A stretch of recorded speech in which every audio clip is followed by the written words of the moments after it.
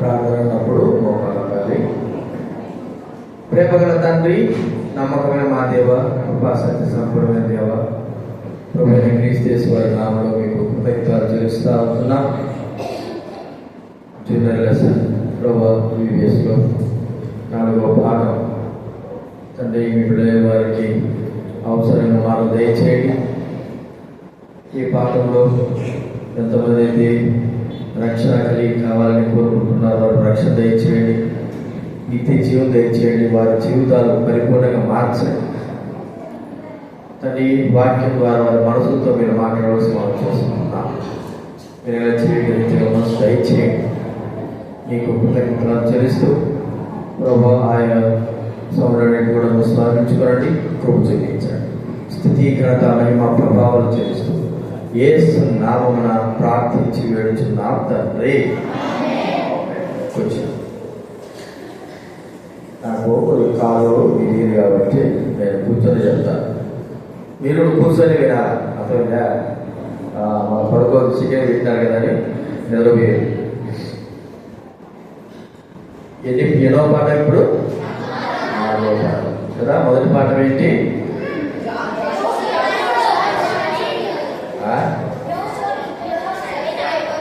యెహోషువను నాయకుడుగా. 2వ పాఠము కిటికీ గెట్ల ఎర్రని. 3వ పాఠము గోడలు. 4వ పాఠము ఆకాను యొక్క పాపము. ఇది కాబట్టి మన యొక్క థీమ్ ఏంటి? VBS థీమ్ ఏంటి? జరగ చదవండి. ఏముంది? నేను యెహోవాను సేవించడము. చూడండి, దేవుని వాక్యం మనం చూసుకున్నాము. ఆకాను యొక్క పాపం. యెహోషువ రాసిన గ్రంథం తీయాలి. బైబిల్ గ్రంథం తీయండి. యెహోషువ రాసిన గ్రంథం 7వ అధ్యాయం. యెహోషువ రాసిన గ్రంథం 7వ అధ్యాయము 21వ వచనం. యెహోషువ రాసిన గ్రంథం 1వ వచనం నుంచి 26వ వచనాలు ఉన్నాయి. అయితే మనము 21వ వచనం మాత్రం ఏం బ్రేక్ లేదు. అందరూ ఇదే చూడాలి. యెహోషువ రాసిన గ్రంథం 7వ అధ్యాయం 21వ వచనం. అందరం చదువుకుందామా? అందరం చదువుకుందా? దోపుడు సొమ్ములో లేకపోతే 20వ వచనం చూసారు. ఆకాను యెహోషువతో, ఇశ్రాయేలు యెహోవాకు విరోధంగా నేను పాపం చేసినది నిజము. దోపుడు సొమ్ములో ఒక మంచి షీనారు వంకాయ వస్త్రమును, 200 తొమ్మిది వెండిని, 7 తులముల ఎత్తుగా ఒక బంగారు కమ్మి నేను చూచి వాటిని ఆశించి తీసుకుంటుని, ఇదిగో నా డేరా మధ్య మీ భూమిలో దాచబడి ఉన్నవని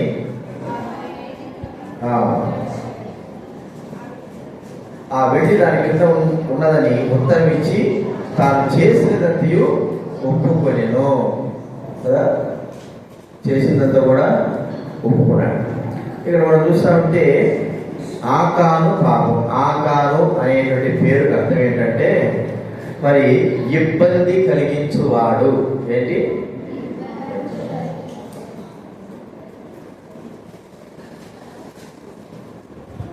చూస్తారు కదా, ఆ డేరా ఉంటుంది. డేరాలో మరి ఆకాన్ ఉన్నాడు. ఆకాన్ అనే పేరుకి అర్థం ఏంటి చెప్పండి? ఇబ్బంది కలిగించేవాడు, తొందరపాటు. 2 పదాలు అర్థాలు కనబడతారు. ఇబ్బంది కలిగించేవాడు, తొందరపాటు. కాబట్టి ఈ ఆకాను మరి ఇశ్రాయేలీయులలో యుద్ధ వీరుడు. ఇశ్రాయేలీలో యుద్ధం చేసేవాడు. మనము ఉదయం పాఠం చూసుకున్నాం కదా. ఎరుకో గోడలు కూలినాయి. అందరూ కూడా యుద్ధ వీరులందరూ కూడా ఎరుకో గోడలు కూలిన తర్వాత వెళ్ళి స్వాధీనం చేసుకున్నారు.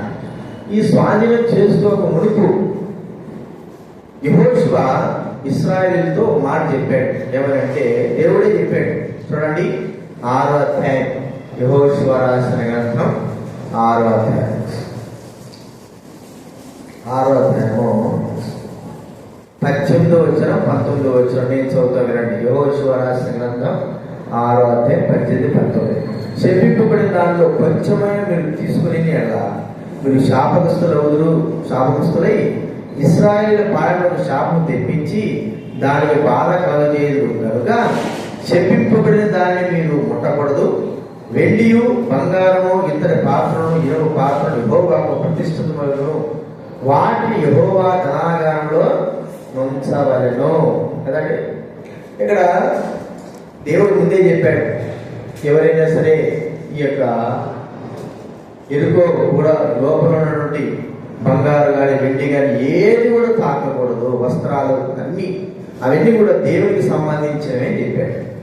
ఇక్కడ మరి ఆకాన్ని ఏం చేశాడంటే తీసుకున్నాడు, ఆశించి తీసుకొని గుడారంలో పెట్టుకున్నాడు. ఒక కథ ఏంటంటే బైబిల్లో మరి ఒక విషయము, జీన్ మ్యాగీ అనేటువంటి ఇద్దరు ఉన్నారు. ఎప్పుడైతే మనము మోసం చేస్తామో, అబద్ధాలు చెప్తామో, దొంగతనాలు చేస్తామో మన పాపం మనల్ని పట్టుకుంటుంది. దేవుని బిడ్డలకి దొంగతనాలు, మోసాలు, అబద్ధాలు అనేటి ఉండకూడదు. ఈ మ్యాగీ జీన్స్ అనేటువంటి ఇద్దరు వ్యక్తులు ఏం చేశారంటే, ఒకసారి వారు దేవుడు నమ్ముకున్నారు, యేసుని నమ్ముకొని తిరిగి ఒక వారం రోజుల్లో వారు ఏం చేశారంటే దొంగతనం చేశారు. ఎక్కడ దొంగతనం చేశారంటే ఒక పచార కొట్టు దుకాణంలోకి వెళ్ళి చిరకాయలు తెలుసుదా, ఏదో ఒకటి ఏమంటారు వాటిని, పల్లీలు కదా, ఇక్కడ పల్లీలు అంటారు. ఆ పల్లీలు దొంగతనం చేశారు. యేసు ప్రభువును నమ్ముకొని వారి హృదయంలో యేసు ప్రభువును అంగీకరించిన తర్వాత వారి హృదయాల్లో దుగ్గుది పుట్టింది, ఈ దొంగతనం చేయాలా అని చేశారు. చేసిన వెంటనే దేవుని ఆత్మ, మనలో ఉన్న ఆత్మ ఎవరు ఆత్మ? దేవుడి ఆత్మ. దేవుడి ఆత్మ ఏమంటే, అరే నువ్వు తప్పు చేశావు కాబట్టి మరి నువ్వు చేసిన తప్పుడు ఒప్పుకోవాలి అని వారిద్దరికి జీన్స్ మ్యాగీ వారికి దేవుడు చెప్పాడు. వెంటనే వాళ్ళు పశ్చాత్తాపడ్డారు. వెళ్ళి ఏ తప్పు అయితే చేశారు, ఏ తప్పు చేశారు వాళ్ళు చేసిన తప్పేది చెప్పండి, దొంగతనము. ఒక దగ్గర దొంగతనం చేశారు. వెంటనే వెళ్ళి యేసు ప్రభు బిడ్డలు ఏం చేస్తారంటే తప్పు చేసినప్పుడు ఆ తప్పును ఒప్పుకుంటారు. అది ప్రాముఖ్యమైన విషయం. యేసు ప్రభు నమ్మిన వ్యక్తి తప్పు చేసినప్పుడు ఆ తప్పును ఒప్పుకుంటారు. వీరిద్దరు వెళ్ళి ఆ తప్పును ఒప్పుకొని దొంగతనం చేసి తెచ్చివేసి వారు క్షమాపణ అడిగి వచ్చారు. బైబిల్ గ్రంథంలో ఒక మాట ఉంది. ఏ మాట ఉంది? సామెతల గ్రంథం 28వ అధ్యాయం చూడండి. సామెతల గ్రంథం 28వ అధ్యాయము 13 వచ్చి నేను చదువుతాను. 28:13 బైబిల్ మధ్యలో నుంచి 552 వినాలి. బైబిల్ లేనివారు వినాలి. అతిక్రమములు దాచిపెట్టువాడు వర్ధిల్లడు, వాడిని ఒప్పుకొని విడిచిపెట్టువాడు కనికరం పొందును. అతిక్రమము, తప్పు, పాపము ఇవి దాచిపెడితే అవి మరి వర్ధిల్లం. కాబట్టి ఇక్కడ మనం చూస్తుంటున్నాం. ఆకాను గురించి చూస్తే ఆకాను ఏం చేశాడు? మనం ఆ గుడారంలో ధనము, బంగారు, వస్త్రాలు దాచిపెట్టుకున్నాడు. దాచిపెట్టుకుంటే ఇక్కడ మనం చూసాము, ఏ వ్యక్తి అయితే తప్పు చేస్తాడో ఆ వ్యక్తి ద్వారా ఆ వ్యక్తికే కాదు నష్టం, తనతో పాటు ఉన్న వారందరూ కూడా నష్టం తీసుకొస్తాడు తప్పు చేసిన వాడు కదా. చూడండి, బైబిల్ మనం చూస్తా ఉంటే ఆకాను దేవుని యొక్క ఆజ్ఞను అతిక్రమించాడు. దేవుడు ఏం చెప్పాడు? మీరు ఈ యొక్క ఎరుకో పట్టణంలో ఉన్నవి వస్తువులు కానీ ఏమి కానీ ముట్టద్దు, అవన్నీ కూడా దేవునికి ప్రతిష్ఠితమైనవి అని యెహోషువ ద్వారా అక్కడ ఉన్న ప్రజలందరికీ చెప్పాడు. అయితే ఆకాను ఏం చేశాడంటే మనం చూస్తా ఉంటే ఈ యొక్క బంగారాన్ని చూడండి, వాళ్ళు చూస్తా ఉంటే బంగారము విజయం ఇక్కడ చూస్తున్నారు కదా మీరందరూ. అక్కడ వెళ్ళారు, అందరూ విజయోత్సవంతో వెళ్తున్నారు. ఇక్కడ వెళ్ళిన తర్వాత ఆ ఆకారం చేసినటువంటి తప్పు ఏమిటంటే ధనాన్ని తీసుకున్నాడు, వస్త్రాలు తీసుకున్నాడు, ఆశించినాడు, దేవుడి మాటను వదిలిపెట్టాడు. ఈ ఆకారైనటువంటి వాడు ఎవరంటే దేవుడి బిడ్డ. ఎవరు? దేవుడికి సంబంధించిన వ్యక్తి, ఒక సైనికుడు, దేవుడి మాటలు విన్నవాడు, దేవుని యొక్క గొప్పతనం తెలుసుకున్నవాడు. అయితే ఆ వ్యక్తి ఏం చేశాడు? తన మనసులో పుట్టిన దుర్బుద్ధిని బట్టి, తప్పును బట్టి ఏం చేశాడంటే డబ్బును ఆశించి తీసుకున్నాడు. చాలాసార్లు మనం ఒక్కోసారి తల్లిదండ్రుల మాట వినం, చెప్పిన మాట చేయం. ఏదైతే మనకు తల్లిదండ్రులు వద్దు అంటారో దానినే మనం చేస్తూ ఉంటాం, దాని మీద మనము ప్రాకులాడుతూ ఉంటాం. అయితే దాని ద్వారా వచ్చేటువంటి నష్టము మనం అనుభవిస్తాం. మనమే కాదు, మన తల్లిదండ్రులు కూడా ఆ నష్టాన్ని అనుభవించాల్సి వస్తుంది. ఇక్కడ ఈ ఆకారమైనటువంటి వ్యక్తి, ఆ ఒక్క వ్యక్తి తప్పు చేసిన ద్వారా ఆ ఒక్క వ్యక్తికే నష్టం కాలేదు. తనతో పాటున్నటువంటి ఇశ్రాయేలు ప్రజలు, ఆ సైనికులు, అక్కడ ఉన్న వారందరికీ నష్టమే కాకుండా తన కుటుంబానికి కూడా నష్టం తెచ్చిన వాడుగా ఉంటున్నాడు. ఎలాగ నష్టం తెచ్చాడు? ఒక తప్పు చేసిన వ్యక్తి ఎలాగ ఇతరుడు నష్టం చేస్తున్నాడు అనేది మనం చూస్తే, ఇక్కడ ఎరుకో పట్టణాన్ని కూల్చేసిన తర్వాత, పట్టుకున్న తర్వాత దేవుడు ఆజ్ఞ చెప్పేశాడు.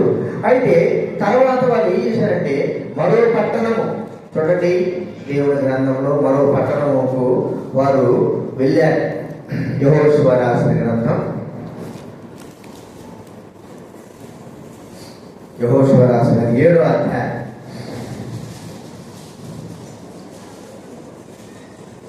7వ అధ్యాయము 2వ వచనం నేను చదువుతాను. యెహోషువ రాసిన గ్రంథం 7వ అధ్యాయం 2వ వచనం. యెహోషువ మీరు వెళ్ళి దేశంలో వేగి చూడని చెప్పి బేతేలు తూర్పు దిక్కున బేతావేలు దగ్గర ఉన్న హాయి అను పురమునకు ఎరుకో నుండి వేగుల వారిని పంపగా, వారు వెళ్ళి హాయి పురమును వేగు చూచి యెహోషువ యొద్దకు తిరిగి వచ్చి, జనులందరినీ వెళ్ళనీయకము, 2-3 వేల మంది వెళ్ళి హాయి వారిని పట్టుకుని వచ్చును. జనులందరూ ప్రయాసపడక వెళ్ళనేలా హాయి వారు బుద్ధిగా ఉన్నారు కదా అని హాయి అనేటువంటి పట్టణానికి మళ్ళా ఇంకొక పట్టణానికి ఏం చేస్తున్నారు చూడండి. ఇక్కడ కనబడుతుంది కదా, అందరూ సైనికులు ఎక్కబోతున్నారు, వేరే పట్టణానికి దండెత్తి వెళ్తున్నారు. ఎరుకో పట్టణాన్ని పట్టుకున్నారు. ఎరుకో పట్టణం తర్వాత ఇంకొక పట్టణం, చిన్న పట్టణం హాయి అనే పట్టణం, దాని మీదకి దండెత్తి వెళ్తున్నారు. అయితే ఎరుకో పట్టణం కంటే హాయి చాలా చిన్న పట్టణం. ఈ పట్టణంలోకి వేల మంది పోవాల్సిన అవసరం లేదు, ఒక 3,000 మంది ఉంటే చాలు అనుకుని వారు 3,000 మంది పంపిస్తే మరి ఆ హాయి పట్టణం పట్టుకోవచ్చు అనుకున్నారు. చూడండి, ఒక్క వ్యక్తి చేసిన తప్పు ఆ రాజ్యానికి, ఇశ్రాయేలుకి అపజయం కలిగింది. చూడండి, ఆకాలి చేశాడు, దేవుడి మాట వినలేదు. వినకోకుండా ఏం చేశాడు? ఆ డబ్బంతా కూడా తన గుడాలో దాచుకున్నాడు. దేవుడు తనకు ఎన్నోసార్లు చెప్పాడు. అంటే ఈ మాట యెహోషువ ముందుగానే చెప్పాడు, మీరు ఖచ్చితంగా ధనాన్ని తాకకూడదు, మీరు ఎంత మాత్రం కూడా చెప్పింపబడడానికి దూరంగా ఉండాలా, దొంగతనం చేయకూడదు, ఇదంతా దేవుడి సంబంధమైంది. ఎదురుపోకేం చికెన్ వాదినావు నువ్వే కనపడుతుంది ఇక్కడ, ఫుల్లుగా తిన్నావు చికెన్ నలుగుతుడు. కాబట్టి ఇక్కడ మనం చూస్తామంటే దొంగతనము చేయకూడదని చెప్తే, సైన్యము యుద్ధం అయిపోయిన తర్వాత ఒక ఆనవాయితీ ఏంటంటే, యుద్ధం అయిపోయిన తర్వాత ప్రజలు, నాయకులందరూ కూడా ఆ యుద్ధ పాలనలో తిరుగుతూ, ఎవరైనా సరే దేవుడు చెప్పిన ఆజ్ఞను తృణీకరించారా, డబ్బు ఏమైనా తీసుకున్నారా, లేదా వస్త్రాలు తీసుకున్నారా అని ప్రకటన చేయాలి. అది ఆనవాయితీ. ఆ ప్రకటన చేస్తున్నప్పుడు ఈ ఆకాను అనేటువంటి వ్యక్తి, నేను ఏం తీసుకోలేదు, నాకు ఏమీ తెలియదు, నేను తీసుకోలేదు అన్నట్టుగా మౌనంగా ఉన్నాడు. చూడండి, తప్పు చేసిన వాడు ఏం చేయాలా? తప్పు ఒప్పుకోవాలా. చాలా వరకు మనకు ఉండే బుద్ధి ఏంటంటే, చేసిన తప్పును ఒప్పుకో. మనము చేశాము, ఇది తప్పు అని తెలిసి మనకు ఇతరులు చెప్పినా, పెద్దలు చెప్పినా కూడా మనం ఎంత మాత్రం తప్పును ఒప్పుకో. కానీ దేవుడు వాక్యం చెప్పే మాట ఏంటంటే, చేసిన తప్పును ఒప్పుకున్నవాడు కనికరం పొందేవాడు, దేవుడి యొక్క దయను పొందేవాడు. చేసిన తప్పును ఒప్పుకునేవాడు దేవుడి దయను, కనికరం పొందేవాడని మనం గుర్తించుకోవాలి. ఈ ఆకాను మరి యెహోషువ పెద్దలని చెప్తున్నా కూడా మరి ఎంత మాత్రం వెళ్ళలేదు. సరే, అందరూ బాగున్నారు, మంచిగున్నారు అనుకుని ఈ యెహోషువ కొంతమంది తీసుకుని వెళ్ళి హాయి పట్టణానికి వెళ్తే, హాయి పట్టణస్థులు 3000 చాలా తక్కువ మంది ఉన్న వాళ్ళు ఈ యెహోషువ యొక్క సైన్యాలందరూ కూడా పారగొడలేరు. అందరూ కూడా చాలా వరకు చంపివేశారు. అంటే యెహోషువ యొక్క ఇశ్రాయేలు సైన్యం అపజయం పాలైంది. ఎవరికి పాలైంది జరిగింది చెప్పండి? ఒక్క ఆకాను ద్వారా. ఆకాను ఒక్కటి తప్పు చేసినాడు మొదట్లోనే ఒప్పుకునింటే ఇశ్రాయేలుకి అపజయం వచ్చేది కాదు. అయితే తను ఒప్పుకోకుండా మౌనంగా ఉండడం ద్వారా, తన తప్పును కప్పిపెట్టుకోవడం ద్వారా, తన తప్పును అలాగే ఉంచుకోవడం ద్వారా జరిగినటువంటి విషయం ఆకాను యొక్క పాపం ఏం చేసింది? తనను పట్టుకున్నాడు. ఇక్కడ దేవుడు చెప్పాడు ఏమంటే, మరి ఎందుకు వాళ్ళు యెహోషువ వచ్చాడు. యెహోషువ వచ్చి ప్రార్థన చేశాడు. చూడండి, ఆ అపజయం అయిపోయిన తర్వాత అవమానం కలిగిపోయింది. అరే, ఇంత పెద్ద దేవుడిని మనం కలిగి ఉండి, గొప్ప దేవుడు కలిగి ఉండి, చిన్న పట్టణస్తుల దగ్గర మేము ఓడిపోయినామే. ఎరుకో పట్టణం ఎంత పెద్దది? చాలా పెద్దది. అంత పెద్ద పట్టణాన్ని ఓడించినప్పుడు ఈ చిన్న పట్టణాన్ని ఓడించలేకపోయినామే. ఎక్కడో తప్పు జరిగింది. యెహోషువ వచ్చి మోకాలు చూడండి, మోకాలు ఉన్నాడా? ప్రత్యక్ష గుడారంలో మోకాలు ప్రార్థన చేస్తా ఉన్నాడు. ప్రజలందరూ చేస్తా ఉంటున్నారు. చేస్తాడు. ఎందుకు జరిగింది? ఏమిటి ఈ తప్పు? ఇంత అపజయం కారణం ఏమిటి అని ప్రార్థన చేస్తా ఉంటే దేవుడు చెప్పాడు వెంటనే, మీలో తప్పు చేశాడు ఒకడు, దొంగతనం చేశాడు కదండి. మనము దొంగతనం చేసినా, ఏ తప్పు చేసినా అందరికి తెలిసి చేస్తామా దొంగతనము? చెప్పండి, దొంగతనం అంటే ఏంటి? ఎవరికి తెలియకోకుండా చేసేదే దొంగతనం. కానీ ఎవరికి తెలియకపోయినా కూడా దేవుడు మాత్రము ఖచ్చితంగా చూస్తున్నాడు. మనుషులంగా ఎవరు చూడకపోవచ్చు. చిన్నతనం కూడా నేను మా నాన్న దగ్గర డబ్బు దొంగతనం చేసేవాడిని. మా నాన్న దగ్గర బీరువాలు పెట్టి బీరువాల నుంచి తీసేవాడిని, అక్కడక్కడ దొంగతనం చేసేవాడిని. ఎవరు చూడలేదే అనుకుంటాడు. కానీ నా దేవుడు చూస్తా ఉన్నాడు, నాకు అర్థం కాలేదు. కాబట్టి ఇక్కడ ఆకారం ఏం చేశాడు? ఎవరు చూడలేదు కదా, అంత తీసుకొచ్చుకొని తాము వచ్చి తన గుడాలో దాచుకుంటే, మరి ఎప్పటిలాగా నేను కూడా మంచివాడిని, నేను కూడా మంచిగా ఉన్నాను అన్నట్లుగా ఏం చేశాడంటే యుద్ధానికి వెళ్ళాడు. అయితే యుద్ధంలో అపజయం అయ్యింది. వచ్చేసిన తర్వాత యెహోషువ ప్రార్థన చేశాడు. దేవుడు యెహోషువతో చెప్పినాడు, మీరు అపజయం కలగడానికి కారణం ఒక వ్యక్తి ఉన్నాడు. ఆ వ్యక్తి చేసిన తప్పును బట్టి మీకందరికీ అపజయం కలిగింది. ఆ వ్యక్తి చనిపోతేనే తప్ప నేను మీకు విజయము ఇవ్వను. ప్రభా, ఎవరు ఆ వ్యక్తి? మేము అందరికీ మరి విత్తనం చెప్పాము. ఎవరైనా దొంగతనం చేశారా? ఎవరైనా డబ్బు దొంగలించారా? లేకపోతే ధనం తీసుకున్నారా? బంగారు తీసుకున్నారని చెప్తే ఎవరు కూడా మేమేం చేయలేదన్నారు కదా. అంటే మనుషులు ఎవరికి తెలియకపోయినా ఎవరు తెలుసు చెప్పండి? దేవుడికి మాత్రము ఖచ్చితంగా తెలుసు. మనం చేసే తప్పులన్నీ కూడా ఎవరు తెలుసు చెప్పండి? దేవుడు తెలుసు. కాబట్టి దేవుడు చూశాడు. అప్పుడు వెంటనే యెహోషువ ప్రార్థన చేసిన తర్వాత దేవుడు చూపించాడు. మీరు రండి అందరూ, మీ గోత్రాలందరూ రండి, చూడండి అందరూ పిలుస్తున్నాడు. చూసారా? అందరూ పిలిచాడు. పిలిచి మరి మనము హాయి పట్టణంస్తులతో ఓడిపోవడానికి కారణం దేవుడు చెప్తున్నాడు. ఒక వ్యక్తి దొంగతనం చేశాడంట. తప్పు చేసిన వాడు ఒప్పుకోకపోతే ఎట్లుంటా చెప్పండి? హృదయంలో భయం కదా. ఒక వ్యక్తి దొంగతనం చేశాడంట అనే గల దేవుడు చెప్పాడనే గల ఆకారం హృదయంలో భయం పుట్టింది. దొంగతనం చేయకపోతే భయం ఎందుకు అవసరం లేదు కదా. దొంగతనం చేశాడు. చేసిన వెంటనే చేసిన దొంగతనాన్ని ఒప్పుకోకుండా ఉండడం ద్వారా ఏం చేసింటే అలాగే ఉండడం ద్వారా తన హృదయంలో భయం పుట్టింది. అందరూ రప్పించాడు. చూడండి, మీరందరూ రండి, మీరందరూ వస్తే ఏ వ్యక్తి దొంగతనం చేశాడు దేవుడే పట్టుకుంటాడు, ఎవరు పట్టుకోవడానికి వీల్లేదు. దేవుడు పట్టుకుంటాడు అన్నప్పుడు ఒక్కొక్క గోత్రం వచ్చినప్పుడు ఆకాను పట్టబడ్డాడు. ఆకాను చూడండి, దైవ గ్రంథం యెహోషువ రాసిన గ్రంథం 7వ అధ్యాయము 16వ వచనం నుంచి నేను చదువుతా వినండి. 7వ అధ్యాయం 16వ వచనం నుంచి. కాబట్టి యెహోషువ ఉదయమున లేచి ఇశ్రాయేలు వారి గోత్రంలో వలసను బట్టి దగ్గర రప్పించినప్పుడు యూదా గోత్రము పట్టబడెను.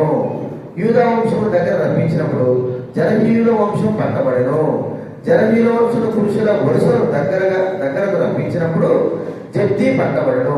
అతడును అతని ఇంటి పురుషులు శిష్యుల వరుస దగ్గర రప్పింపబడినప్పుడు యూదా గోత్రములోని జనము మునిమనవుడును జబ్ది మనవడును కర్మీ కుమారుడైన ఆకాను పట్టబడను. చూడండి, మనిషి దాన్ని ఎడుగలరా నన్ను ఎవరు చూడలేదు అని ఉన్నాడు పాపం. కానీ దేవుడు చూస్తున్నాడు అనుకోలేదు, దేవుడు చూస్తున్నాడే అనుకోలేదు. నన్ను ఎవరు చూడలేదులే. ఇంతమంది ప్రజలు ఇప్పుడంటే సీసీ కెమెరాలు వచ్చినప్పుడు సీసీ కెమెరాలు ఉన్నాయా? దొంగతనం చేసినట్టే సీసీ కెమెరాలు ఉన్నాయి. అప్పుడు సీసీ కెమెరాలు లేవు. ఆ సీసీ కెమెరాలు చెప్పండి, దేవుడి కన్నులే కదా. మనం దొంగతనంగా రహస్యంగా ఏం చేసినా కూడా దేవుడి కన్నులు చూస్తా ఉంటాయి. ఆ కన్నులు అది తప్పు చేస్తున్నాం. మనం మనుషులు చూడకపోవచ్చు, మనుషులు చూడలేము, మనం కనబడితేనే చూస్తాం. కానీ దేవుడు హృదయ అంతరంగాలు చూసేవాడు. కాబట్టి ఈ ఆకారం చేశాడంటే చేసిన తప్పు నన్ను ఎవరు చూడలేదులే అనుకుని దొంగతనం చేసేటట్టు ఆ బంగారం వస్త్రాలు తీసుకుని తన డేరాలను దాచుకున్నాడు, ముద్ద తీసి దాచుకున్నాడు. దేవుడు చెప్పాడు, ఈ వ్యక్తి ఒక వ్యక్తి ఉన్నాడు, ఆ వ్యక్తి తప్పు చేశాడు కాబట్టి ఆ వ్యక్తి తన తప్పు ఒప్పుకోలేదు. ఆ వ్యక్తిని పట్టుకోవాలని దేవుడు పట్టించాడు. దేవుడు పట్టించినప్పుడు యెహోషువ దగ్గర తీసుకొస్తే యెహోషువ ఏం చేశాడు? అయ్యా ఆకాను, నువ్వు చేసింది ఒప్పుకో. అక్కలేదా? నువ్వు చేసింది ఒప్పుకో. కాబట్టి నువ్వు ఏ తప్పు చేశావో అది నువ్వు ఒప్పుకుంటే మంచిది. నువ్వు తప్పు చేసింది ఒప్పుకొని చెప్తా ఉన్నాడు. వెంటనే ఆకారం చేశాడంటే, అయ్యా నేను చేసింది తప్పే, నేను చేసింది తప్పు. ఏం చేశాను చూడండి, ఏం చేశాడు చూడు. అక్కడే 19వ వచనం చదవండి. ఎవరైనా 20వ వచనం చదవండి.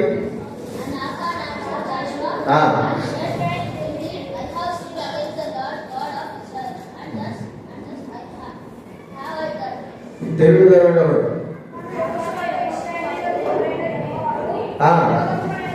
విరోధముగా నేను పాపము చేసినది నిజము. దొంగ సొమ్ములు, ఒక మంచి సీనారు పై వస్త్రమును, 200 తులముల వెండి, 7 తులముల ఎత్తుగల ఒక బంగారు కమ్మని నేను చూచి వాటిని ఆశించి తీసుకుంటుంది. ఇదిగో అదిగో నా డేరా మధ్య భూమిలో దాచబడి ఉన్నవి, ఆ వెండి దాని క్రింద ఉన్నదని ఉత్తరం ఇచ్చి తాను చెప్పినంతయు ఒప్పుకొనేను. ఆకారం చేశాడు. మనం చూస్తే దేవుడు పట్టుకున్న తర్వాత అప్పుడు ఏమైపోయిందంటే, నేను పట్టబడ్డాక నా వల్ల కాదు, నేను తప్పించుకోలేను, దేవుడి చేతుల్లో పడిపోయినాను కాబట్టి చేసింది ఒప్పుకుందాము అని అంటే వెంటనే అయ్యా నేను చేశాను, తప్పు చేశాను కాబట్టి నేను డబ్బు తీసుకున్నాను, బంగారు తీసుకున్నాను, శిరావస్త్రం తీసుకొని నా డేరా మధ్యనే దాచుకున్నాను. నేను వెంటనే మనుషులు పంపించాడు యెహోషువ. అవన్నీ 9 తీసుకొచ్చారు. 9 తీసుకొచ్చిన తర్వాత యెహోషువ మరి ఆకారంతో అంటున్న మాట ఏంటంటే, ఇంత ప్రజలకి అపజయం కలగడానికి, కొంతమంది చనిపోవడానికి నీవు చేసిన తప్పే దీనికి కారణము. తప్పు చేశాడు, ఒప్పుకున్నావా లేదండి? చెప్పండి, ఒప్పుకున్నాడు లేదా? మొదటగా ఒప్పుకోలే, కానీ మొదటగా ఒప్పుకున్నాడు, చివరి ఒప్పుకున్నాడు. కానీ ఎప్పుడు ఒప్పుకున్నాడు? సమయం అంతా పోయిన తర్వాత కదండి. సమయం అంతా పోయింది, ఆ సమయంలో చివరిగా నేను చేశాను తప్పు అంటున్నాడు. ఇక్కడ బైబిల్లో మనం చెప్పే మాట ఏంటంటే, దేవుడు మనతో మాట్లాడే మాట ఏంటంటే, సమయం ఉన్నప్పుడు నీవు చేసిన తప్పును నువ్వేయా ఒప్పుకోవాలి. సమయం పోయిన తర్వాత ఏం కావాలా కొట్లాడుతుందా కదా, బాక్సులు పెట్టారా చెప్పు.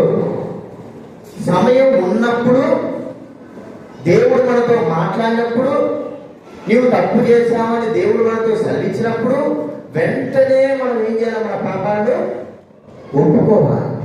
ఇప్పుడు కాదులే అనుకొని నీవు నీ సమయానంతా కూడా వ్యర్థం చేసుకొని, నీ జీవితానంతా కూడా వ్యర్థం చేసుకొని, దేవుడి మాటలు కూడా నువ్వు తృణీకరించుకుంటా దేవుడికి దూరమైపోతా ఉన్నావు అనుకోండి, చివరికి నీ జీవితంలో ఆ సమయము నువ్వు తప్పు చేసి ఒప్పుకోవలసినటువంటి సమయము నీకు రానే రా.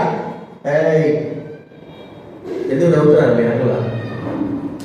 రానే రాదు. ఇప్పుడు చూడండి,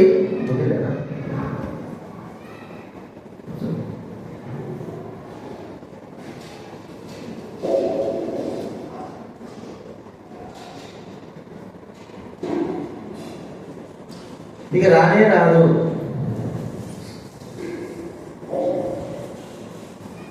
రానే రాదు. ఇప్పుడు దేవుడు మనకు ఒక గొప్ప సమయం ఇస్తా ఉన్నాడు. మన తప్పులను మనం ఒప్పుకొని విడిచిపెట్టేటువంటి సమయం ఇస్తా ఉన్నాడు. మన జీవితం మరణం కాక మునిపే మన పాపాలు ఒప్పుకునే సమయం ఇస్తా ఉన్నాడు. ఆకాను తప్పు ఒప్పుకున్నాడు, అయిపోయింది. అయినా చివరికి ఏం జరిగిందంటే ఆకాను రాళ్లతో కొట్టి చంపాడు. తనొక్కనేనా?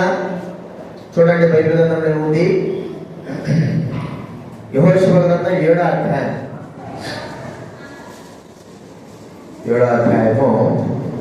24వ వచనం నేను చదువుతానండి. యెహోషువ రాసిన గ్రంథం 7వ అధ్యాయం 24వ వచనం. తర్వాత యెహోషువ ఇశ్రాయేలులందరూ జరహు కుమారుడైన ఆకాను ఆ వెండిని, ఆ పై వస్త్రమును, ఆ బంగారు కమ్మిని, ఆకాను కుమారులను, కుమార్తెలను, ఎద్దులను, గాడిదలను, మందను, డేరాను, వారి కలిగిన సమస్తను పట్టుకొని ఆకోరులో తీసుకువచ్చింది. అప్పుడు యెహోషువ, నీవేళ మమ్మల్ని బాధపరిచితివి, నేను యెహోవా నిన్ను బాధపరుచునగా ఇశ్రాయేలులందరూ వారిని రాళ్లతో చావగొట్టిరి. వారిని రాళ్లతో కొట్టిన తర్వాత అగ్ని చేత కాల్చి వారి మీద రాళ్ళని పెద్ద కుప్పగా వేసిరి. చూడండి, ఒక చిన్న తప్పు ఎంత తప్పు చేసిందండి. చిన్న తప్పే తన జీవితాన్ని పాడు. దీనికి ఉదాహరణ ఒక మాట చెప్పుకోండి. మీరు ఎవరైనా దొంగతనం చేసినారే అనుకో, మీ నాన్న మంచిగా ఆ ఉన్నత స్థితిలో ఉన్నాడు, మీకు దొంగ బుద్ధి పుట్టింది, దొంగతనం చేశాం. దొంగతనం చేసిన వాడు ఖచ్చితంగా ఏమవుతాడు? పట్టుకుంటారు లేదా పోలీసులు? మనం దొరకకుండా ఉంటాం. ఖచ్చితంగా దొంగతనం చేసిన వాడు దొరుకుతాడు. పట్టుకున్న తర్వాత ఏమడుగుతారు? మొట్టమొదటిగా ఏ దొంగతనం చేసేవి దొంగతనం చేసిందే పట్టుకున్నావు. ఏమడుగుతారు మొట్టమొదటి చెప్పండి? మీ అమ్మ నాయన పేరు ఏంటి అని అడుగుతారు కదా. చెప్తావా చెప్పవా? చెప్తావు లేదా? ఎందుకు? అమ్మా నాయన వస్తేనే కానీ వాళ్ళని ఎవరు కూడా విడిపించడు. సరే, అమ్మా నాయన వచ్చారనుకో, వాళ్ళు మంచి ఉద్యోగస్తులుగా మంచి స్థితిలో ఉన్నప్పుడు వాళ్ళు అవమానపడతారా? లేకపోతే నా కొడుకు మంచి గర్వంగా దొంగతనం చేశారంటారా? అవమానపడతారు. చూడి, అవమానపడటం అంటే ఏమిటి? వాళ్ళకి ఎంత బాధ ఉంటుందో. అది నా కొడుకు, నా కుమార్తె దొంగతనం చేసి పట్టుబడి నా పేరును, నా కుటుంబం పేరును చెడగొట్టినారు. ఎంత బాధ ఉంటుంది కదా. మనం చేసిన తప్పుకి ఎవరికి బాధ కలుగుతుంది? మన తల్లిదండ్రులైన వారికి బాధ కలుగుతుంది. ఇక్కడ ఆకాను చేసినటువంటి తప్పు, ఆకాను చేసినటువంటి అబద్ధము, ఆకాను చేసినటువంటి దొంగతనము ఎవరికి కారణం ఏంటంటే, మొట్టమొదటిగా అక్కడ ఆకాను ప్రజలందరూ కూడా, ఇశ్రాయేలు అందరూ కూడా బాధ కలిగించారు. అందులో కొంతమంది చనిపోయినారు, యుద్ధంలో ఓటమి పాలైనారు. తాను చేసిన తప్పు తన కుటుంబం, తన భార్య, పిల్లలు, మరి గొర్రెలు, మేకలు అన్నిటిని కూడా రాళ్లతో కొట్టి వారిని చంపివేసినారు.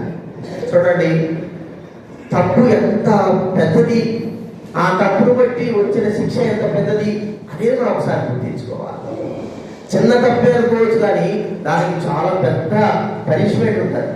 అందుకే బైబిల్ అని చెప్పే మాట ఏంటంటే, ఈ యొక్క ఆకారం యొక్క పాపం వలె మన పాపం కూడా ఉంది. అర్థమైందా మీకు? ఇప్పుడు ఆకారం యొక్క పాపం వలె మన పాపం ఉంది. మనం పాపం చేయలేదు, నేను తప్పు చేయలేదు, దొంగతనం చేయలేదు, ఇతరులు పట్టలేదు, బూతు మాటలు చెప్పలేదు అన్న వాళ్ళు చేసిన పిల్లలు, మీరు నేను ఏ తప్పు చేయలేదు, నేను మంచిదాన్ని అన్నవాళ్ళు చేయటండి. అంటే మనం అందరం కూడా ఏం చేస్తున్నాం చెప్పండి? తప్పు చేస్తున్నాం కదా, తప్పు చేసినాం. అయితే ఈ తప్పును ఏమంటాడే? పాపము. ఈ పాపము ఎంతటి ఘోరమైంది. చిన్నదే పాపము, చిన్నదే కానీ దాని ద్వారా వచ్చే పర్యవసానము చాలా పెద్దది. తప్పు చూడండి, ఆకారం చేసే తప్పు ఏంటి? దొంగతనంలో చిన్నది బంగారు కమ్మి, అంతేనా? బంగారు కమ్మి అంతకంటే ఎక్కువ తీసుకున్నాడా? బంగారు కమ్మి తీసుకున్నాడు, బంగారు పై వస్త్రాలు ఇవి తీసుకున్నాడు, అంతే. ఏదో 2-3 తీసుకున్నాడు. ఆ 2-3టికి చచ్చిపోతారా? అర్థమైంది మీకు? ఇప్పుడు చేసిన తప్పు దేవుడి దృష్టిలో చాలా గొప్పది. ఆ తప్పుకు శిక్ష ఏమిటంటే తాను మరణం పొందాడు, చంపేశాడు. చూడండి, ఒక చిన్న తప్పు. అయితే మన విషయానికి వస్తే బైబిల్ ఎందుకు చెప్తుందంటే మనము పాపం చేసినాం. చూడండి, రోమరాసిన పత్రిక 3వ అధ్యాయం త్వరగా పోల్చుకుంటా. రోమిలికి రాసిన పత్రిక 3వ అధ్యాయం 23వ వచనం చదవడారైనా. రోమా రాసిన పత్రిక 3వ అధ్యాయం 23వ వచనం. ఏ భేదమును లేదు, ఒకటి చదవండి. అందరూ పాపం చేసి దేవుడు అనుగ్రహించు మహిమను పొందలేకపోతే. ఏ భేదం లేదు. ఆడపిల్లలని, మగ పిల్లలని, చిన్న పిల్లలని, పెద్ద పిల్లలని, వృద్ధులని, ఏ భేదం లేదు. అందరూ పాపం చేసినాం. నిజమే కదా? మనం అందరం పాపం చేస్తున్నామా? చెప్పాలి కదా. పాపం చేసినావా లేదా? మనకు తెలుసు. దొంగతనం చేసేటోళ్ళు దొంగతనం, అబద్ధాలు చెప్పేటోళ్ళు అబద్ధాలు, పాపం చేసేటోళ్ళు పాపం చేస్తున్నారు, ఇంకా కొట్టేటోళ్ళు కొడుతుంటున్నారు. ఒక్కొక్క విధానంలో పాపం చేస్తాం. మనందరం పాపం చేశాం. అయితే ఈ ఏ భేదలు అందరూ పాపం చేశాము. ఈ పాపానికి వచ్చే ఫలితం ఏంటి? ఆకారం చేసిన పాపానికి ఫలితం ఏం దొరికింది చెప్పండి? ఏం దొరికింది? రాళ్లతో కొట్టి చంపేశాం, అంటే మరణం. అయితే మనం చేసిన పాపానికి ఏమిటి శిక్ష? దాని మరణం అంటారు. చూడండి, అదే రోమరాష్ట్రపతి 6వ అధ్యాయం 23వ వచనం నేను చదువుతాను. 6:23. ఏదైనా పాపం వల్ల వచ్చి జీతం మరణము, అయితే దేవుని కృపావరం మన ప్రభువైన క్రీస్తు చేస్తున్నంత నిత్య జీవం. పాపం వల్ల వచ్చి జీతము మరణం. ఆకారం పాపం చేశాడు, ఆ పాపము తనను పట్టుకున్నది. చివరికి ఆ పాపం ద్వారా తన కలిగినటువంటి ప్రతిఫలం ఏమిటంటే మరణం పొందాడు. తనొక్కడేనా? తన భార్య, పిల్లలు, తన పశువులందరూ కూడా. అతని ద్వారా ఎంతో నష్టం కలిగింది. ఒక చిన్న పాపం ఎంత పెద్దగా తప్పు తాము ఎంత నష్టం కలిగేసి చూడండి. ఇది నీ హృదయంలో ఉంటున్న నీ పాపము నీకెంత నష్టం కలగజేస్తుంది అనేది ఇప్పుడు మనం గుర్తించుకోవాలి. నీ పాపము నువ్వు ఒప్పుకోకపోతే, నీ పాపంలో నువ్వు అలాగే ఉంటే, నీ పాపము నువ్వు దొంగతనం చేస్తున్నా, మౌనంగా ఉన్నా, లేకపోతే అబద్ధాలు చెప్తుంటున్నా, ఇతరులు గుర్తుంటున్నా, దూషిస్తా ఉంటున్నా, ఇవన్నీ కూడా పాపం కిందే. ఇవన్నీ కూడా నువ్వు అలాగే నీ హృదయంలో ఉంచుకుంటే వాటి యొక్క పరివాసాలం చివరికి ఏంటంటే మరణము. మరణం అంటే అర్థం ఏంటి అంటే బైబిల్లో చెప్పేది ఏంటంటే దేవుడితో ఎడబాటు. అర్థమైంది మీకు? దేవుడితో ఎడబాటు. దేవుడితో ఎడబాటు అనేది ఏంటంటే నిత్య నరకం. ఆ నరకము పాపము చేసిన వారిని పాతాళం పట్టుకుంటారు. ఇక్కడ పాపం చేసిన వారిని పాతాళం పట్టుకుంటారు. మనకు చేతులు కాళ్ళు కాలితే ఎంత బాధ ఉందో చెప్పండి. కాళ్ళు కాలినా, చేతులు కాలినా ఎంత వేదన కదా. 2-3 రోజులు ఏడుస్తూ ఉంటాము. ఆ మంట ఉంటుంది, చెప్పడానికి వీళ్ళు. అయితే మన ఆత్మ మనం చేసిన తప్పును బట్టి మన ఆత్మ ఎక్కడికి వెళ్తుందంటే నరకము అనే స్థలానికి వెళ్తుంది. ఈ చిన్న తప్పే, పాపమే మనం ఒప్పుకోకుండా అలాగే మన జీవితాన్ని కొనసాగిస్తూ ఉంటే ఈ పాపం యొక్క జీవితము చివరికి నరకంలో వెళ్ళిపోతాం. నరకంలో నిజంగా ఒక వ్యక్తి తాగుతా ఉన్నాడు. ఒక వ్యక్తి ఉన్నాడు నరకంలో. దేవుడు సాదృశ్య రూపకంగా పాపానికి వచ్చేటువంటి ప్రతిఫలం పొందుతున్న ఒక వ్యక్తి మనకి ఇక్కడ చూపిస్తున్నాడు. చూడండి, లూకా రాసిన సువార్త 16వ అధ్యాయం నేను చదువుతాను వినండి. లూకా రాసిన సువార్త 16వ అధ్యాయం 22వ వచనం నుంచి నేను చదువుతాను. 16:22. ఆ దరిద్రుడు చనిపోయి దేవదూత చేత అబ్రహాము కూడా ఆనుగుడుకు కొనుక్కోబడను. ధనవంతుడు కూడా చనిపోయి పాత పెట్టబడను.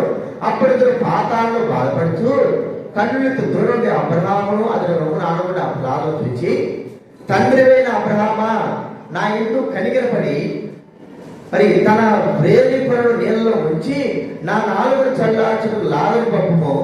నేను ఈ అగ్ని జ్వాలలో యాతన పడుతున్నా అని కేక వేసి చెప్పాడు. ఎక్కడున్నాడు ఈ ధనవంతుడైన వాడు? ఇక్కడున్నాడు. ఎక్కడున్నాడు చెప్పండి? పాతాళం, అగ్ని జ్వాలలు కలిగిన స్థలం, బాధ కలిగిన స్థలం. అని ఎందుకు వెళ్ళాడు ఈ ధనవంతుడు అంటే మళ్ళగే చేసేటప్పుడు ఒప్పుకోకుండా తన ఇష్ట ప్రకారంగా జీవించి నా ఇష్టం నేను ఎట్లయినా జీవిస్తాను, నేను ఎలాగైనా ఉంటాను నా ఇష్ట ప్రకారం జీవిస్తాను, నా తప్పులు ఒప్పుకోను అని తన ఇష్ట ప్రకారం జీవించాడు. బైబిల్లో ఉంది, నీ ఇష్ట ప్రకారంగా జీవించావు నీ జీవితాన్ని. నీలో పాపం ఉంది, ఆ పాపం తొలగించుకోవాలనే ఆలోచన కూడా నీళ్ళు లేకుండా ఉన్నది. చివరికి చనిపోయినాడు. ఆత్మ వెళ్ళి ఎక్కడ వెళ్ళిందంటే నిత్య నరకానికి. తప్పు చేసిన వానికి ఏముంది చెప్పండి? తప్పు చేసిన వానికి ఏముంది? శిక్ష కదా, ఖచ్చితంగా శిక్ష అనుభవించాలి. పాపము చేసిన వాడికి శిక్ష ఏంటి? నిత్య నరకం. ఆ స్థలంలోకి వెళ్ళాల్సి వస్తుంది. ఒకసారి గుర్తించుకో, ఒక్కసారి పాపమును ఒప్పుకోకుండా విడిచిపెట్టుకోకుండా నీ హృదయంలో అలాగే పెట్టుకుంటే చివరికి నీకే నష్టం. ఒక చిన్న ఉదాహరణ, మనం జూలై కదా, మనకు యూరిన్ వస్తూ ఉంది, బాగా యూరిన్ వస్తూ ఉంది, రైట్? యూరిన్ వస్తూ ఉంది, నేను అసలు యూరిన్ పోయినది అలాగే మనం బిగపెట్టుకుంటే ఏం జరుగుతుందో చెప్పండి. చిన్న సూత్రం, మన శరీరం సంబంధానికి చిన్న సూత్రం. ఏమైపోతాం చెప్పండి? చచ్చిపోతాం. అర్థమైందా? శరీరకంగానే మనం చేసినట్టు మనలో యూరిన్ మనము విసర్జించకపోతే చచ్చిపోతే, మనలో ఉన్నటువంటి పాపమును మనం ఒప్పుకోకుండా విడిచిపెట్టకుండా అలాగే ఉంచుకుంటే ఈ పాపము, మనలో ఉన్న పాపము మనల్ని ఏం చేస్తుంది? చంపివేస్తుంది. అర్థమైందా? చంపేస్తుంది. కాబట్టి నీ పాపము ఒప్పుకోకుండా నువ్వు అలాగే జీవిస్తున్నావా? నీ జీవితాలు అలాగే గడుపుతుంటున్నావా? ఆకారు పట్టబడేంత వరకు తన పాపాన్ని ఒప్పుకోకుండా అలాగే ఉన్నాడు, ఏమి అన్నట్టుగా ఉన్నాడు. కానీ సమయం వచ్చింది, పాపము తన పాపము పట్టుకుని. బైబిల్ గ్రంథంలో ఉంది, మన పాపం మనం ఏం చేస్తుందట? పట్టుకుని. చూడండి, సంఖ్యాకాండం ఈ మాట చదువు ముగించుకుందా? సంఖ్యాకాండం 32:23. బైబిల్ ముందు భాగం 140. బైబిల్ 32:23. మీరు అటు చేయలేదా? యెహోవా దృష్టికి పాపం చేసిన వాడు కనుక మీ పాపము మిమ్మును పట్టుకొనును. తర్వాత చెప్పాలి, మీ పాపము మిమ్మును పట్టుకొనును. మనందరం పట్టుకుంటారా లేదా? పాపం పట్టుకుంటే, పామును పట్టుకున్నా వదిలించుకోవచ్చు, జంతువు సింహం పట్టుకున్నా వదిలించుకోవచ్చు, శత్రువులు పట్టుకున్నా వదిలించుకోవచ్చు, కానీ పాపం పట్టుకుంటే మాత్రం వదిలించుకోలేదు. చాలా డేంజర్. ఇక్కడ చాలా డేంజర్ పాపం. అయితే ఈ పాపం ఎట్లా పోవాలి? ఈ పాపను ఎలాగ తొలగించుకోవాలి? ఈ పాపం నుంచి మనం ఎలాగ విడుదల పొందాలా? పట్టుకున్న ఈ పాపం నుంచి మనం ఎలాగా తప్పించుకోవాలా? ఇప్పుడు నా వైట్ షర్ట్ కదా, నా వైట్ షర్ట్ మీద ఏదైనా మరక పడింది అనుకోండి, వెంటనే ఏం చేస్తాను చెప్పండి? టీ మరక పడింది. టీ మరక పడితేనే అసలు పడిపోయింది. వెంటనే ఇది పోవాలి. ఏం చేయాలి? ఇక్కడ ఏం చేయాలి? చొక్కా తీసి ముందు టీ మరకను సబ్బేసి బాగా రుద్దితే గాని అంటే అలాగే పెడితే నీళ్ళతో కడిగితే పోతుందా? పోదు. నీళ్ళతో కడిగితే పోయేట్టు ఉంటాయి, కానీ జిడ్డు మరకలు ఉంటాయి. అవి పోవాలంటే కొన్ని లిక్విడ్లతో తప్ప దేనితో కూడా పోనే పోవు. అలాగే నీలో ఉన్న పాపం పోవాలంటే రక్తము, యేసు ప్రభు యొక్క రక్తం, పరిశుద్ధుడైన దేవుడి యొక్క రక్తము ద్వారా మన పాపాలు పోతాయి. మన ఇష్ట ప్రకారంగా మన హృదయంలో ఉన్న పాపం మనం పోవాలంటే అంత తేలికైన విషయం కాదు. ఎవరు కూడా మన పాపాలు తీసివేయలేరు. మనకు మనమే తీసివేసుకోలేము, మనకు మనమే కడుక్కోలేము. శరీరకంగా స్నానం చేయొచ్చేమో కానీ మనలో ఉపయోగపడినటువంటి ఈ పాపమును తీసివేసుకోవడం మన వల్ల కాదు. ఎందుకంటే మనకు పుట్టుకతోనే వచ్చినటువంటి పాప స్వభావం మనలో ఉంది. దీన్ని మనం తీసేసుకోవాలి. ఆకారు జీవితంలో పుట్టుకతోనే ఒక స్వభావం. ఏ స్వభావం అని చెప్పండి? దొంగతనం కదండి. దొంగతనం. కొంతమందికి ఎప్పుడు చూసిన అబద్ధాలు చెప్పే స్వభావం, కొంతమందికి ఎప్పుడు చూసిన దొంగతనం చేసే స్వభావం, కొంతమంది ఎప్పుడు ఇతరులు దూషించే స్వభావం. అలాగా ఆకారిక స్వభావం ఏంటి? దొంగతనం చేశాడు. అయితే ఈ దొంగతనం చేసేటువంటి వ్యక్తి తప్పించుకున్నాడా? తప్పించుకోలేకపోయాడు కదా. వెంటనే పట్టబడ్డాడు. దాని పర్యావరణం ఏం జరిగింది? పిల్లలకి కూడా ఏం జరిగింది చెప్పండి? ఆ తప్పు ద్వారా తాను చేసిన తప్పుడు ఒప్పుకోకపోవడం ద్వారా జరిగిన పరిణామం ఏమిటి? రాళ్లతో కొట్టి చంపేశాను కదా. ఇప్పుడు మన పాపమును తీసివేసుకోలేకపోతే మనకు కలిగే పర్యావరణం ఏంటంటే నిత్య నరకము. ఆ నరకంలోనే ధనవంతుడైన వ్యక్తి కాలుతా ఉన్నాడు, చనిపోతున్నాడు, ఎంత బాధలు చూస్తున్నాడు. అయితే భూలోకంలో మళ్ళాగే ఇలాగే వింటూ ఏదో మరి ధనం కలిగి లేకపోతే మంచిగా జీవిస్తా ఉన్నాడు, కానీ పాపం పోగొట్టుకోలేకున్నాడు. పాపం పోగొట్టుకునేటువంటి అవకాశం ఉన్నా కూడా దానికి దూరం పెట్టినాడు. చివరికి తన ఆత్మ ఎక్కడికి వెళ్ళిందంటే నరకానికి. ఇప్పుడు మనం పాపం పోగొట్టుకోవాలి, మనం పవిత్రపరచుకోవాలి, మనం పరిశుద్ధంగా కావాలంటే ఒకటి మన కొరకై, మన పాపముల కొరకై, మన అపరాధముల కొరకై, మనకు సహాయం చేయడానికి కొరకై యేసుక్రీస్తు వారు ఈ లోకంలోకి వచ్చాడు. ఈ నా పాపముల కొరకు యేసుక్రీస్తు వారు ఏ గొప్ప కార్యం చేశాడంటే తన ప్రాణాన్ని ఇచ్చాడు. మనం పవిత్రపరచాలంటే బైబిల్ ఏం చెప్తుంది? రక్త ప్రోక్షణము ద్వారానే మనకు ఏం జరుగుతుంది? పాప క్షమాపణ. చూడండి, హెబ్రీ పత్రిక 9వ అధ్యాయం. త్వరగా పోయించుకుందాం. హెబ్రీ పత్రిక 9వ అధ్యాయము 22వ వచనం. ఒక చదవండి గట్టిగా. ఒకటి చదవండి.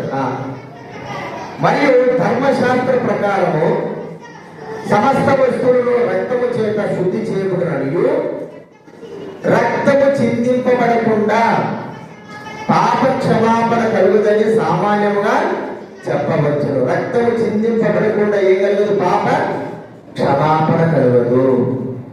కాబట్టి రక్తము ద్వారా, అది పరిశుద్ధుడైన వ్యక్తి యొక్క రక్తం ద్వారా, పశువు రక్తం, కోడి రక్తం కాదు. పరిశుద్ధుడైన వ్యక్తి, పాపం చేయకోకుండా, పాపం లేకోకుండా జన్మించిన వ్యక్తి, ఆ వ్యక్తి యొక్క రక్తము ద్వారా మా పాపాలకు క్షమాపణ. ఆ వ్యక్తి ప్రభువైన యేసుక్రీస్తు వారు. ఆయన 2026 సంవత్సరాల క్రిందట మన కొరకు ఈ లోకానికి వచ్చాడు. మన కొరకై మన పాపాలను భరించాడు.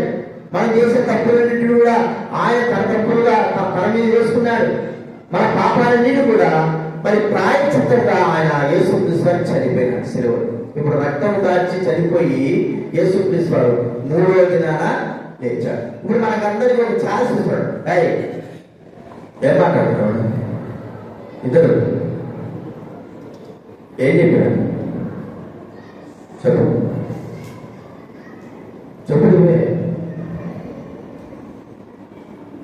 ఇంకొకసారి మాట్లాడావు. రక్తం చిందింపబడుకోకుండా ఏం కలగదు? పాప క్షమాపణ కలగదు. ఇప్పుడు యేసుక్రీస్తు మన కొరకే అంతా చేసేసాడు. మన పాపాల కొరకు ఏమి చెయ్యాలో, రక్తం గార్చాలో అన్ని చేసేసి ఆయన చనిపోయి సమాజపడి తిరిగి 3వ దిన సజీవులు లేచాడు. ఇప్పుడు మన పాపాలు పోవాలంటే మనం ఏమి చెయ్యాలి? చాలా చిన్న సూత్రం బైబిల్ చెప్పే మాట ఏంటంటే, చూడండి, రోమా రాసిన పత్రిక 10వ అధ్యాయం. కలదలు ఏం కాదు మీకు. రోమా రాసిన పత్రిక 10వ అధ్యాయం. మనము మన పాపాలు పోవాలంటే మనం చేయాల్సిన పని ఏంటి? 10వ అధ్యాయము 9వ వచనం దయచేసి చదవలేదా? అదేమనగా, యేసు ప్రభువని నీ నోటితో ఒప్పుకొని దేవుడు మృతులలో ఆయన లేపడి హృదయమందు విశ్వసించిన ఎడలా నీవు రక్షింపబడదువు. ఏలైనా నీతి గలుగుడు మనుషుడు హృదయములో విశ్వసించును, రక్షణ కలుగునట్లు నోటితో ఒప్పుకోను. ఇప్పుడు మన పాపాలు పోవాలంటే మనం ఏదైతే పెద్ద పెద్ద కార్యాలు చేయాల్సిన అవసరం లేదు. చిన్న సూత్రం ఏమిటంటే, మన నోటితో క్షమాపణ. తప్పు చేస్తే మనం ఏం చెప్తాం? చెప్పండి. మనం ఎవరి మీద తప్పు చేస్తే వాళ్ళకి మనం ఏం చెప్తాము? సారీ. చిన్న మాట కదా, సారీ, క్షమించండి. ఆ మాట మనం యేసు ప్రభువు ఒక చిన్న మాటే. ప్రభువా, నేను పాపిని, నా పాపాలు క్షమించు. ఈ చిన్న మాట నీ జీవితాన్ని సంపూర్ణంగా మార్చేస్తారు. నీ పాపములంతా కూడా తీసేస్తుంది. ఎప్పుడూ ఈ మాటలు చెప్పాలంటే ఇప్పుడే చెప్పాలా? ఆకాలో ఇప్పుడు చెప్పకోకుండా, తాను చేసిన తప్పుడు ఒప్పుకోకుండా ఎప్పుడో చెప్పాడు. చివరికి ఫలితం ఏం చెప్పండి? మరణం పొంది. అయితే ఇప్పుడు మన జీవితంలో దేవుడు మనతో మాట్లాడేదంటే, ఇప్పుడు నీవు నీ పాపం ఒప్పుకోవాలి. ప్రభా నేను పాపిని, ఆ కాలంలాగా దొంగతనం చేశాను, ఆ కాలంలాగా అబద్ధాలు చెప్పాను. దొంగతనం చేసేవాళ్ళు, అబద్ధాలు చెప్పేవాళ్ళు, మోసం చేసేవాళ్ళు, పాపం చేసేవాళ్ళు ఎవరు కూడా పరలోక రాజ్యానికి వెళ్ళలేరు, దేవుడి దగ్గరికి వెళ్ళలేరు. వారు వెళ్ళే స్థలం ఎక్కడంటే నరకం, నిత్య నరకం. అక్కడికి వెళ్ళిపోతారు. ఈ ధనవంతుడైన వాడు అలాగా నరకంలో వెళ్ళిపోయాడు. దేవుడి యొక్క మాటలు వినకోకుండా వెళ్ళిపోయాడు. చివరికి తాను కాలుతూనే ఉన్నాడు, ఆ నరకంలో అలాగే బాధపడుతూనే ఉన్నాడు. ఇది నువ్వు ఆ స్థలంలో వెళ్తావా? చెప్పండి, మనం పోదామా? మన పాపం ఒప్పుకుంటే మనకు నిత్య జీవం ఇస్తాడు యేసుప్రభువు. పాపం ఒప్పుకోకుండా అలాగే జీవిస్తే, ఆ కాలంలాగా అలాగే ఉంటే చివరికి మన గతి ఏంటి? పాపం వల్ల వచ్చి జీతము మరణం అవుతుంది. నేను కూడా 26 సంవత్సరాల కిందట, మీరెవరు పుట్టినారా పిల్లలు? 1999లో జనవరి 1 రాత్రి 12 గంటలకి నేను కూడా యేసుప్రభుని నా రక్షణ, నేనేం చేయలేదు, రక్షణ అంగీకరించాను. ఒకే మాట, ప్రభువా నేను పాపిని, నా పాపాలు క్షమించు. నడువుకు వెళ్తా ఉంటే దేవుడు నాతో మాట్లాడు, నువ్వు పాపుడు కదా, నువ్వు దొంగవు కదా, నువ్వు మోసగాడు కదా అని దేవుడు నాతో మాట్లాడితే ఒకే ఒక మాట, ప్రభువా నేను పాపిని, నా పాపాలు క్షమించు. నన్ను యేసుప్రభు క్షమించాడు. చిన్న మాట నా జీవితాన్ని అంతా కూడా మార్చేసి, ఇది నాన్న ఆ చిన్న మాటే నీ హృదయాన్ని మారుస్తుంది, నీ జీవితాన్ని మారుస్తుంది. నీవు ఈ లోకం విడిచిన తర్వాత దేవుడి దగ్గర వెళ్తావు. అలాగే వద్దు, నాకు నా పాపాన్ని నేను తప్పెట్టుకుంటాను, నా పాపాన్ని నేను అలాగే ఉంచుకుంటాను అనుకుంటే ఒక దినాన ఆ పాపం వల్ల వచ్చేదంటే మరణం. దాన్ని తప్పించుకోలేదు, నీవు తప్పించుకోలేదు, నువ్వు తప్పించుకోలేదు. చివరికి ఆ మరణం మన లెక్క తీసుకుంటే నిత్య నరకాన్ని తీసుకురాదు. కావుతా ఉంటావు, వేదన బాధ చెప్పడానికి లేదు, అంత బాధ, అంత వేదనకు వెళ్ళిపోతాం. కాబట్టి ఆ స్థితి రాకముందు మనం ఏం చేయాలి? ఆ కాలంలో రాళ్ళతో పట్టబడక ముందే తన తప్పులు ఒప్పుకొని ఉండాల్సింది, కానీ ఒప్పుకోలేదు. చివరికి ఎప్పుడో కానీ సమయమంతా పోయిన తర్వాత నేను తప్పు చేశానంటే ఏమవుతుందో చెప్పండి? మన జీవితం కూడా అలాగే ఉంటుంది. కాబట్టి పాపమును మనం ఏం చేయాలి? దూరపరచుకోవాలంటే మన తప్పులు మనము ఒప్పుకొని విడిచిపెట్టి. యేసుప్రభువు దగ్గర చాలా మంది పిల్లలు అంటారు, యేసుప్రభువు దగ్గరకు వస్తే పాపాలు క్షమించబెట్టి అడిగితే నాకు ఒక సిగ్గుగా అవమానంగా కాదు. యేసుప్రభువు వారు ప్రతి ఒక్కరిని క్షమిస్తాడు, నిన్ను క్షమిస్తాడు, నన్ను క్షమిస్తాడు. ఆయన దగ్గరకు వచ్చి ప్రభువా నేను పాపిని అని మనం మాట్లాడే చిన్న మాటే ఆయన మనం పవిత్రపరుస్తాడు. లేకపోతే మన జీవితం ఒక నిత్య నరకాగ్నిలోకి వెళ్ళాల్సి వస్తుంది. ప్రార్థన చేసుకుందామా? ప్రార్థన చేసుకుందాం. ఇంకా హృదయంలో ప్రార్థన చేసుకునండి. ఎవరైనా సరే పాపంలో అలాగే ఉంటే ఒక దినం పాపం పట్టుకుంటారు. ఆడపిల్లలైనా మగపిల్లలు ఎవరైనా సరే పట్టుకుంటారు. చివరికి ఎక్కడ తీసుకువెళ్తారు? నిత్య నరకాగ్ని తీసుకువెళ్తారు. కాబట్టి అక్కడికి వెళ్ళకూడదు మనకు. అందుకే యేసుప్రభువు ప్రేమ కలిగిన దేవుడు మనందరి గురించి ప్రాణం పెట్టాడు, చనిపోయాడు, సమాజం తీర్చాడు. ఎవరైతే ప్రభువా నేను పాపిని, నా పాపాలు క్షమించి అడుగుతామో వెంటనే యేసుప్రభువు వారు క్షమిస్తాడు. మనం క్షమించడం కాకుండా మనల్ని ఈ లోకం తర్వాత దేవుడి దగ్గర తీసుకుంటాం. అంత ప్రేమ కలిగిన వాడు. ప్రార్థన చేసుకురండి. ఒక్క నిమిషము. ఎవరైతే హృదయంలో కలుగుస్తారా, హృదయంలో నేను పాపిని ప్రభువా అని అడిగిన వారు, కలుగుకోవాలి, నన్ను క్షమించు ప్రభువా అడిగిన వారు మీ కుడి చేతులు పై చూపించాలి. మీకోసం ప్రార్థన చేస్తాం. ఏమి నువ్వేం భయపడాల్సిన అవసరం లేదు. ఇప్పుడు దాని కుదరదు. ఇదే రక్షణ దినం. ఈ పాపాలు తగ్గి పెట్టుకుంటే మనకు జ్వరం వచ్చింది, ఆరోగ్యం బాగాలేదు, డాక్టర్ గడికి పోకపోతే మనకే నష్టం. అలాగే మన ఆత్మలు కూడా పాపములు ఒప్పుకోకుండా అలాగే పెట్టుకుంటే చివరికి మన జీవితం ఇంత నరకాన్ని. కాబట్టి ఆకార జీవితం చూశాం, తన ఎక్కడికి వెళ్ళాడో తన జీవితం అయిపోయిందో. దేవుడు ఇప్పుడు క్షమాపణ కలిగినవాడు, ప్రేమ కలిగినవాడు, దయ కలిగినవాడు. నువ్వు ఎవరైనా సరే ప్రభువా నేను పాపిని, నా పాపాలు క్షమించు, నన్ను రక్షించు, నీ రక్తపు కలిగిని ఎవరైనా అడుగుతాడో వారిని క్షమిస్తాడు. అలా అడిగిన వారు, క్షమాపణ కోరుకున్న వారు మీ చేయతాడు. మీ చేతి చూపిస్తే మేము ప్రార్థన చేస్తాం. కుమారుగా దేవుడిని క్షమించుగాక. కళ్ళు మూసుకోవాలి, కళ్ళు మూసుకునే ప్రార్థించాలి. దేవుడు ఆడపిల్లల్లో కూడా ఒకరు పాపం కుమార్తె దేవుడిని క్షమించుగాక. దేవుడు కూడా నేను క్షమించుగాక. ఇది నిజంగా నీ జీవితంలో ఒక గొప్ప రక్షణ. కుమార్తె దేవుడిని క్షమించుగాక. కాబట్టి మీరు ప్రార్థన చేసుకోవాలి. అలాగే ఉంటే జీవితం అలా గడిపినామో నాకు నిత్య నరకము అది చెప్పడానికి వీలైనంత బాధ కలిగిన స్థలం. అక్కడికి నువ్వు వెళ్ళకూడదు, ఏ వదిలేయకూడదు, తీసివేసుకోకూడదు. దేవుడు నేను ప్రేమిస్తాను. కుమార్తె దేవుడిని క్షమించుగాక.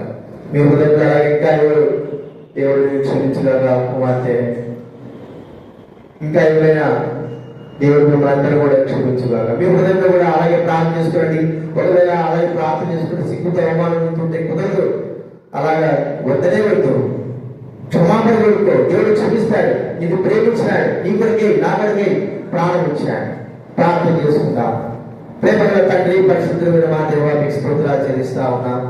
నిజమే ప్రభువా, ఆకారం తప్పు చేశాడు, ఒప్పుకోలేకపోయినాడు.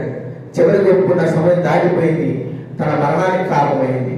ప్రభువా, మరి పాపం ఏదైనా సరే ఒప్పుకొని విడిచిపెట్టమని మీరు సెలవిస్తూ వచ్చారు. ఏదైతే ఆ పాపం ద్వారా వచ్చే జీతం మరణం. ధనవంతుడైన వాడు నిత్య నరకంలో బాధపడుతున్నాడు, ఇప్పటికీ కాలుతున్నాడు. వాడి వేదన చెప్పడానికి వీలేదు.